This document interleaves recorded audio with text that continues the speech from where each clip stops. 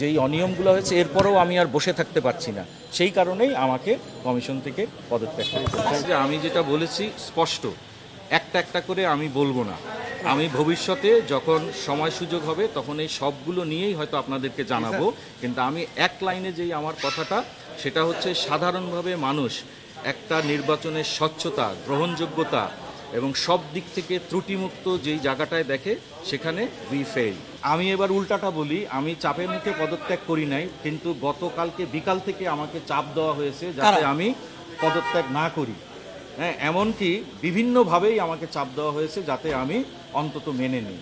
কিন্তু আমি প্রথমেই বলেছি যে আমি কখনো কাউকে ভয় করি নাই, এখনও ভয় করব না। ঠিক আছে, আমার কাছে যেটা সঠিক মনে হয়েছে আমি সেই সিদ্ধান্ত। আমি অবশ্যই বাংলাদেশের একজন স্বাধীন নাগরিক হিসাবে এবং বিশ্ববিদ্যালয়ে যেই ধরনের আছে তাতে একটি আদর্শে বিশ্বাস করি, সেই আদর্শের সংগঠনের সাথে আমি যুক্ত আছি। কিন্তু আমি আপনাকে আবারও নিশ্চিত করি, আমি মাহফুজ সত্তার, আপনারা যারা চিনেন তারা দেখেছেন, কোনো সময় এমনকি আমার ছেলে হোক, আমার সন্তান হোক, আমার ভাই হোক, বোন হোক, বাবা হোক, কারো কথায় নতি স্বীকার করা, কারো কথায় কোনো কাজ করার মানুষ আমি নই। বিভিন্ন যে সিদ্ধান্ত নেওয়া হয়েছে, পোলিং এজেন্ট নিয়োগ, ডোপ টেস্ট, অনেকগুলো সিদ্ধান্ত নিয়ে আমার মনে হয় বলা হয়েছে, ইতিমধ্যে প্রেসেও এসেছে।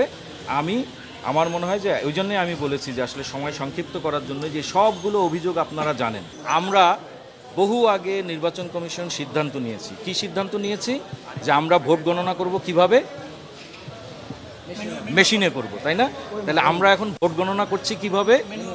ম্যানুয়ালি করছি। হ্যাঁ, আচ্ছা, আপনার প্রশ্নের উত্তরটা আগে দিয়ে নেই। এখন আমরা করছি কিভাবে?